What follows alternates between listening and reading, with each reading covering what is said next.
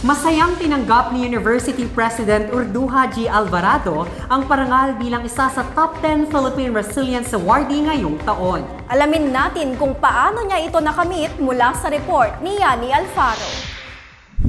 Public service is a public trust. Maging isang leader na may integridad. Ito ang nais iparating ni Cagayan State University President Urduha G. Alvarado matapos siyang parangalan ng National Resilience Award bilang isa sa mga babaeng lokal na leader na nanguna sa inobasyon sa iba't ibang usapin, kabilang na ang climate change.